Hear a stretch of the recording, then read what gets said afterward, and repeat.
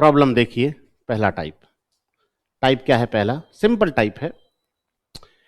The velocity distribution of the flow over the given plate is given by u is equal to 0.5 by minus y square, where u is the velocity in meter per second, y is the meter distance above the plate, or dynamic viscosity is given by mu is equal to 0.9 Newton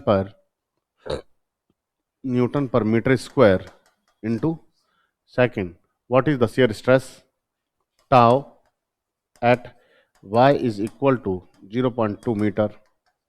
क्या होगा? ठीक है, पहला type है और simple type है।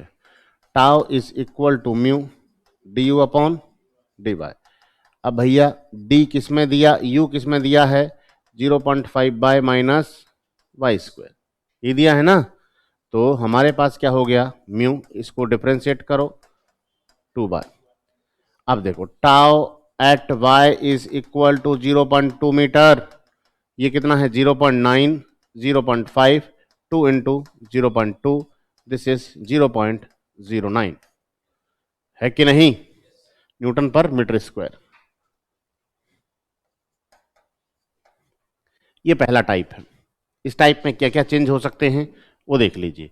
ये जो आपको विस्कोसिटी दिया हुआ है, ये विस्कोसिटी दिया हुआ है, इस विस्कोसिटी की वैल्यू पोइस में दे सकता है, ठीक है। और हार्ड बनाना है तो काइनेमेटिक विस्कोसिटी दे दो, काइनेमेटिक विस्कोसिटी से डायनेमिक विस्कोसिटी निकालना पड़ेगा, फिर डायनेमिक विस्कोसिटी यहाँ पर यूज करना पड़ेगा, यस और नो। और ये है वेलोसिटी प्रोफाइल। वेलोसिटी प्रोफाइल इसी फॉर्म में देगा, कोई लोड नहीं है। उसको डिफरेंशिएट करेंगे, एक अननोन फॉर्म में रहेगा, उसकी जगह वाई की वैल्यू पुट करेंगे, आंसर मिल जाएगा। फर्स्ट टाइप, ठीक है। An incompressible fluid, kinematic viscosity 7.4 into 10⁻⁻7 meter square per second. Specific gravity is that is held between two parallel plate. If top plate is moved at velocity 0.5 meter per second, while the bottom one is held stationary, the fluid attains a linear velocity profile. The gap of 0.5 mm between these plate, the shear stress in Pascal on the surface at the top plate is, shear stress निकालना है। एक question को इसको ध्यान से समझें एक बार, तो क्वेश्चन हो जाएगा, क्वेश्चन में कोई लोड नहीं है, क्वेश्चन आसानी से हो जाएगा tau is equal to mu D upon D Y formula लगाने के बाद, है ना। क्वेश्चन को ध्यान से समझें। जब हम न्यूटन्स लॉ ऑफ विस्कोसिटी पढ़ते हैं तो उसके साथ दो टॉपिक पढ़े जाते हैं, एक तो न्यूटन्स लॉ ऑफ विस्कोसिटी और दूसरा होता है linearisation of Newton's law of viscosity. पढ़े हो, है ना। एक तो होता है न्यूटन्स लॉ ऑफ विस्कोसिटी, एक होता है linearisation of Newton's law of viscosity. Newton's law of viscosity में tau is equal to mu D U upon D Y. मैं हल्का सा कॉन्सेप्ट दे रहा हूं क्योंकि वो कॉन्सेप्ट यहां पर काम का नहीं है। अगर मेंस एग्जामिनेशन होता तो उस कॉन्सेप्ट के बारे में डिटेल में डिस्कशन करना पड़ता। प्रीलिम्स है, आंसर सेम आएगा, है ना। दूसरा फॉर्मूला होता है tau is equal to mu U upon H, ठीक है। ये फॉर्मूला कहां होता है? ये फॉर्मूला होता है सरफेस के बहुत पास में, सरफेस के बहुत पास में। देखो ये यहां से अगर आप देखोगे, ये बॉटम प्रोफाइल है, यहां से फ्लूइड फ्लो कर रहा है, यहां से फ्लूइड फ्लो कर रहा है, तो ये इस तरह की प्रोफाइल बनती है। ये तो देखा ही होगा, ये प्रोफाइल होती है पैराबोलिक। क्या है? Parabolic. This equation is parabolic because u is equal to 0.5 minus Y square, अभी किया था, वाई स्क्वायर आ गया, मतलब पैराबोलिक इक्वेशन है कि नहीं। लेकिन जब मैं सरफेस के बहुत पास में होता हूं, जब मैं सरफेस के बहुत पास में होता हूं, तो this parabolic equation, parabolic line is behave as the linear. बिल्कुल पास में ये लीनियर की तरह बिहेव करती है। जैसे देखो इसके ऊपर टेंजेंट डाल दीजिए आप, तो टेंजेंट जिस पॉइंट तक ये टेंजेंट इस लाइन से मैच करेगा तो लीनियर की तरह बिहेव करेगी ना। तो लीनियर की तरह बिहेव कर रही है, और जब लीनियर की तरह बिहेव कर रही है तो पैराबोलिक इक्वेशन कैसे लग सकती है? यस और नो। लीनियर की तरह बिहेव कर रही है तो पैराबोलिक इक्वेशन तो लग नहीं सकती। तो इसलिए जब हम इस समय जब फॉर्मूला निकालते हैं तो वो निकल के आता है u is equal to tau is equal to mu U upon H, this is the linear formula. दोनों से आंसर एग्जैक्टली सेम आएंगे, कोई लोड नहीं है, ठीक है। लेकिन मैं इस कॉन्सेप्ट को इसलिए दे रहा हूं, इसलिए मैं बता रहा हूं क्योंकि एग्जामिनर ने यहां पर कहा था fluid attain the linear velocity profile. इसने बहुत अच्छी बात बोल दी कि लीनियर वेलोसिटी प्रोफाइल है, मतलब सरफेस के पास में है। तो हम फॉर्मूला U इक्वल टू ये लगाएंगे। आप ये भी लगाओगे तो आंसर वही आएगा जो आना है। प्रीलिम आपके ऑब्जेक्टिव है, इसलिए मैं ज्यादा जोर नहीं दे रहा हूं, ध्यान रहे। यस और नो? अगर यही क्वेश्चन मेंस एग्जामिनेशन और रिटर्न होता और अब tau is equal to mu D U upon डिवाइस से फॉर्मूले से आंसर निकालते और tau equal to U upon mu U upon H से एक स्टूडेंट आंसर निकालता, तो दोनों में से आंसर दोनों को एग्जैक्टली मैच करते, लेकिन एक को 0 मिलता और एक को फुल मार्क्स मिलते। 0 उसको मिलता जो न्यूटन लॉ ऑफ विस्कोसिटी को यूज कर रहा है। एग्जामिनर चेक करना यही चाहता है कि आप जानते ही नहीं कि linearisation of Newton law of viscosity कुछ नाम का कुछ टॉपिक भी होता है। यस और नो? जहां लीनियर प्रोफाइल में पैराबोलिक कैसे लगा दोगे? चलो, यहां तो कोई ज्यादा लोड है नहीं हमारे पास। अब क्या दिया है? काइनेमेटिक विस्कोसिटी कितना दिया है? 7.4 इंटू 10⁻⁻7 मीटर स्क्वायर पर सेकेंड। और भाई साहब इन्होंने दिया है स्पेसिफिक ग्रेविटी 0.88। तो डेंसिटी क्या हो जाएगा? 800 किलोग्राम पर मीटर क्यूब। एक प्लेट देखो, ये अपनी बॉटम प्लेट है, ये टॉप प्लेट है। इसकी प्रोफाइल इस तरह से बन रही है और ये जो टॉप प्लेट है ये किससे चल रही है? U is equal to 0.5 metre per second. इसके बीच का गैप कितना दिया है? 0.5 mm, 0.5 मीटर पर सेकेंड, ठीक है, ये दिया है ना। अब देखो, tau is equal to mu U upon H. आप किसी भी फॉर्मूले से कर सकते हो, दोनों से आंसर आएगा, मैं गलत नहीं करूंगा, ठीक है। आप गलत करोगे तो भी आपका आंसर सही आएगा, ठीक है, क्योंकि ऑब्जेक्टिव में कौन चेक करने वाला है लीनियराइजेशन यूज किया है? Newton law of viscosity. देखो, चूंकि हम जानते हैं kinematic viscosity is dynamic viscosity upon density, dynamic viscosity is density into kinematic viscosity. यहां से आप निकाल लोगे वैल्यू, यस और नो? कुछ ना कुछ वैल्यू आएगा। इस वैल्यू को यहां पर पुट करोगे। U आपको कितना दिया है? 0.5 और H कितना दिया है? 0.5 इंटू 10⁻⁻3। ध्यान रहे, ध्यान रहे, ये तो ऑब्जेक्टिव है। इस ऑब्जेक्टिव में डेटा किस तरह से दिया है? हाँ, इसमें डेटा सही है, इसमें डेटा सही दिया है, पूछने लायक। क्योंकि स्टूडेंट क्या करेगा? 0.5 अपॉन 0.5, आंसर इज एक आंसर मैच कर जाएगा, कोई भी कर रहा है ना? 0.5 अपॉन 0.5 से कर रहा है ना, किसी का आंसर मैच करेगा, ठीक है। अब ये कर तो गया और आप खुश भी हो गए। आंसर, भाई इतना कैलकुलेशन करने के बाद आंसर मैच किया तो खुशी तो आएगी, लेकिन आपने मीटर को mm से काट दिया है, जो कि पॉसिबल नहीं है। मीटर से तो मीटर ही कटेगा ना, तो यूनिट का कन्वर्जन बहुत जरूरी है। अगर आपने 0.5 अपॉन 0.5 कर दिया तो मीटर को mm से काट के फ्री हो गए हो आप, लेकिन ऐसा संभव नहीं है ना। तो मैं तो एग्जामिनर से ये अनुरोध करूंगा कि इस तरह का डेटा दे। एक ये प्रॉब्लम है, इस प्रॉब्लम को करो। Kinematic viscosity of air is 20 degree centigrade is given to 1.6 into 10⁻⁵ meter square per second. Its kinematic viscosity at 70 degree centigrade will be varies approximately. D, B तो बिल्कुल नहीं है। बढ़ेगी, बिल्कुल बढ़ेगी। कितनी बढ़ेगी वो बताओ? C option. देखो, इसका पहला तरीका मैं बताता हूं। पहला तरीका तो यह है कि काइनेमेटिक विस्कोसिटी टेम्परेचर के साथ बहुत तेजी से बढ़ती है। जैसे काइनेमेटिक विस्कोसिटी बराबर क्या होता है? Dynamic viscosity upon density. तरीका सुन लीजिए, बिना पेन चलाए करने का, है ना, पहला। दूसरा, इसको मैं डिटेल में भी करा दूंगा आप बोलोगे तो। काइनेमेटिक विस्कोसिटी का हम देख रहे हैं टेम्परेचर के साथ इफेक्ट। जब टेम्परेचर के साथ इफेक्ट देख रहे हैं तो बताओ, टेम्परेचर बढ़ाने पर ये वाली गैस की डायनेमिक विस्कोसिटी बढ़ती है घटती है? बढ़ती है। तो ये भाई साहब बढ़ गया, बढ़ गया, और डेंसिटी घटती है।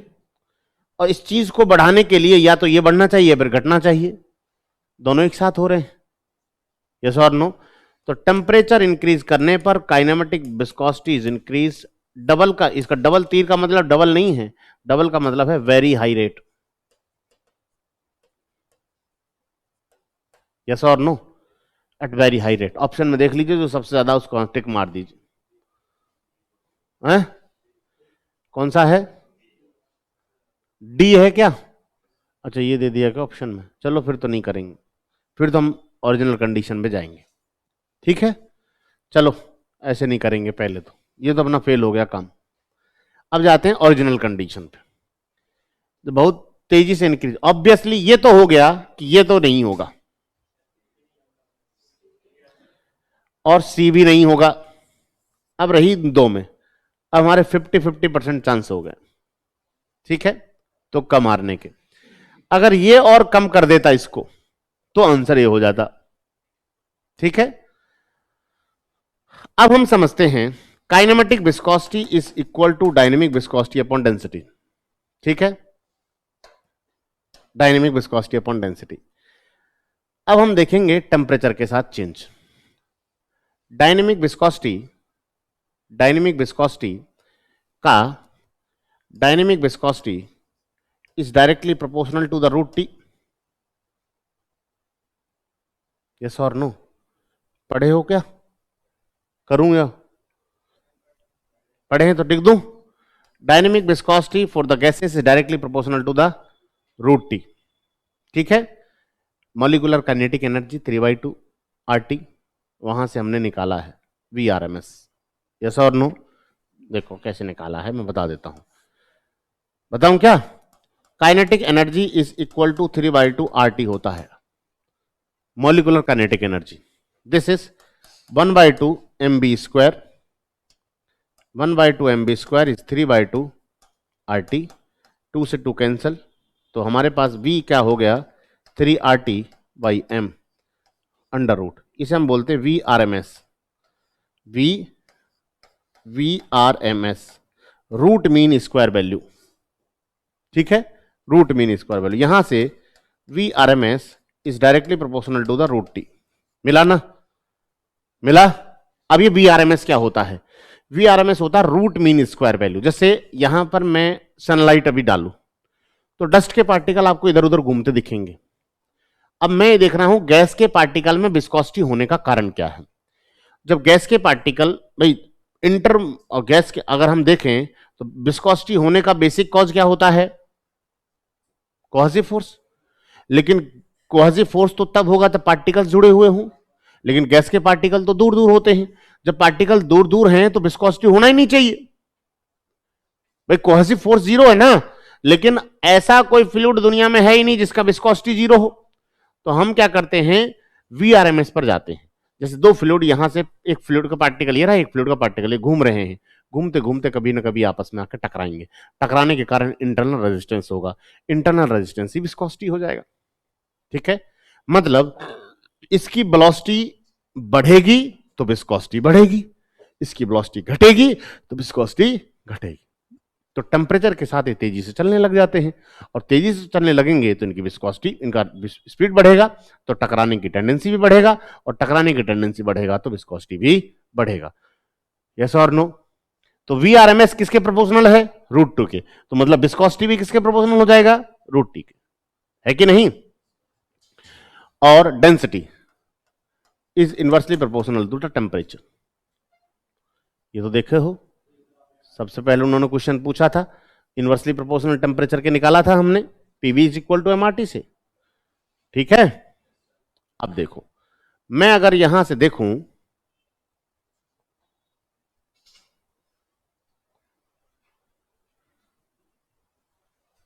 मैं अगर यहां से देखूं तो ये रूट टी और 1/t, सॉरी 1/t, 1/t हो गया।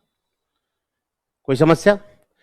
अब जब ये भाई साहब ऊपर की तरफ जाए, काइनेमेटिक विस्कोसिटी है ये कितना हो जाएगा, टी की पावर 3/2। कोई समस्या? तो मेरे पास क्या हो गया, काइनेमेटिक विस्कोसिटी 1 इस टेम्परेचर की 1 की पावर 3/2, काइनेमेटिक विस्कोसिटी 2 और टेम्परेचर 2 की पावर 3/2। तो ये हमारे पास रिलेशन आ गया। तो काइनेमेटिक विस्कोसिटी 1 टेम्परेचर 1 की पावर 3/2, काइनेमेटिक विस्कोसिटी 2 टेम्परेचर 2 की पावर 3/2। अब बताओ, काइनेमेटिक विस्कोसिटी 1 दिया है 1.6, जब टेम्परेचर 20 डिग्री है, 1.6 इंटू 10⁻⁵। देखो 1.6 इंटू 10⁻⁵ और 20 डिग्री 3/2। ठीक है। और यहां से काइनेमेटिक विस्कोसिटी 2 पूछा है, ये कितना है, कितना आ रहा है आंसर देखो,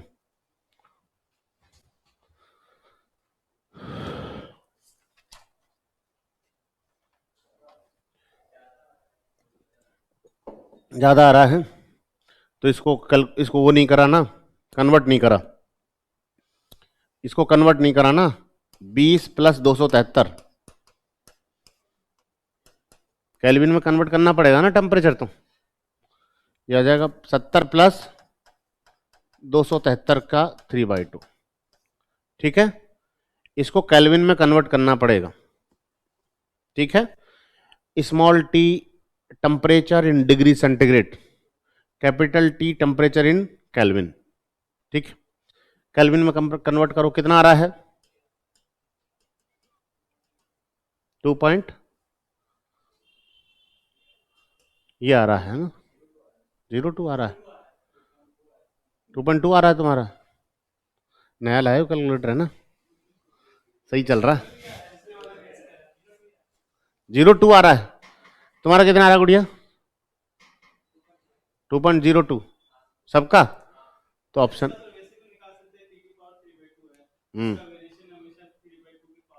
बिल्कुल आएगा, 3/2 कर दो, 2.2 आ जाएगा। बस वही है, हाँ ऐसे ही आएगा। इसका निकालने का ये जो वेरिएशन दिखाया है, तो वेरिएशन इस तरह से निकाला जाए, इसलिए मैंने थोड़ा सा प्रूफ सा कर दिया। 3/2 के वेरिएशन में आएगा, 1/6 की पावर 3/2 कर दो, हाँ 2.02। तो ये इसको 2.02 कर दें फिर, और क्या है, चलो 0 लगा देंगे हम। ठीक है, समझ गए बात क्वेश्चन को। 2.02 इंटू 10⁻⁻²